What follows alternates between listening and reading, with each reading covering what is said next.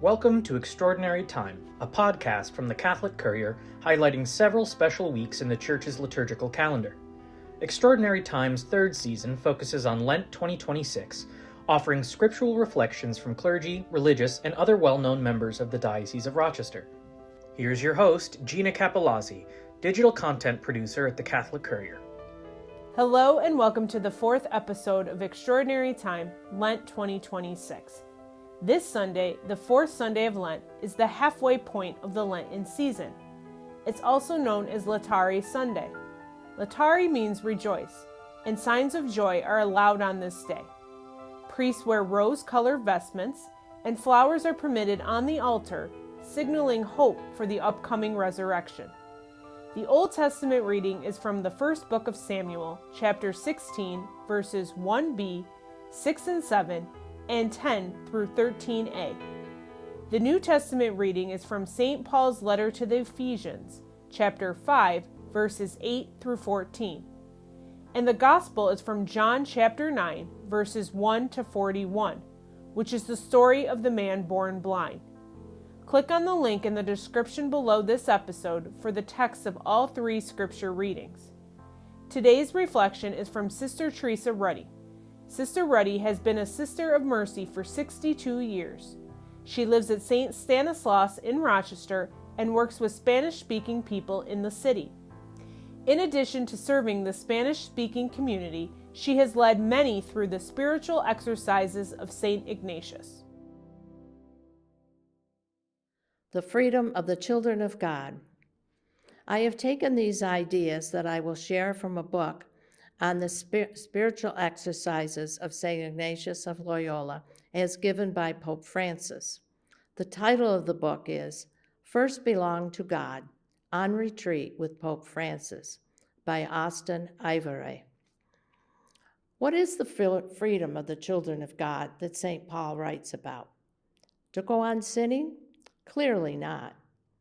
When I was a junior in high school, freedom was an important topic, as Martin Luther King was strongly advocating for freedom and civil rights for Black Americans. Freedom riders, groups of young people riding buses in the South and going into whites-only diners to challenge the whites-only laws, were frequently in the news. Among 16 and 17-year-olds, freedom meant do whatever I want. One day, the English teacher wrote on the board, "Freedom is the liberty to do as one ought." That caught my attention, and I wondered exactly what it meant. What ought I do? Through the years, this kept coming back to me. This gospel passage, John chapter 9, presents us with the themes of light, blindness, and sight.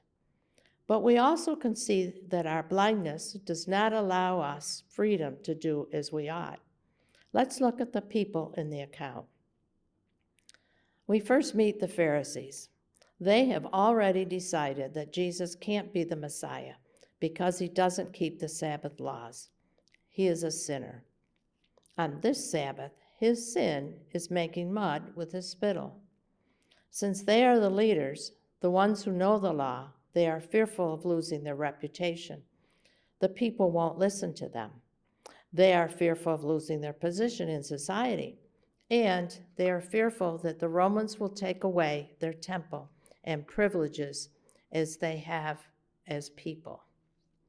At that time, Israel was the only colony who was allowed to keep some of their religious practices and temple. The people in other colonies accepted the Roman culture. The Pharisees, their fear does not let them do as they ought. They ought to see the works Jesus does and give praise. We can be like the Pharisees in many ways. And are we so convinced of our own piety that we look down on others? So convinced of our own ideology that we can't see another's point of view? If so, like the Pharisees, we are not free to do as we ought. We ought to be practicing the works of mercy, welcoming the stranger, helping those in need, being kind to those who are different. The parents are not free to say what they ought, to say what they know to be true. that their son was healed miraculously by Jesus. They are afraid of losing their position in the synagogue. We are like these parents when we keep silent when we ought to speak. When in a conversation someone criticizes an absent party, do we defend that absent person? Are we embarrassed to say grace in a restaurant? Do we hesitate to post something on Facebook defending the sanctity of life because someone will unfriend us? We are not free to do as we ought if we are afraid of the opinions or actions of others. The one in this story who is truly free is the man born blind. He tells his story openly. He declares Jesus to be a prophet. He points out that God does not listen to sinners, but to those who are devout. He is not afraid of the scorn of the Pharisees, and is even thrown out of the synagogue. When the man born blind meets Jesus again, he doesn't know him. But when Jesus tells him that he is the one who cured him, the man recognizes that he is from God, bows down to worship him, and he becomes a disciple of Jesus. When we act with the freedom of the children of God, we imitate the man born blind. We are able to see the truth, who is Jesus, and be his faithful disciples. Let us not let fear keep us blind and unfree. Let us be free to do as we ought. Thanks, Sister Rutty, for your reflection on the story of the man born blind. CatholicCourier.com has plenty of additional resources for your Lenten journey. As we have mentioned in our previous episodes, we are posting one installment each week of a 7-part series on Jesus' 7 last words on the cross. We also have a story about living stations of the cross at the parishes throughout the diocese.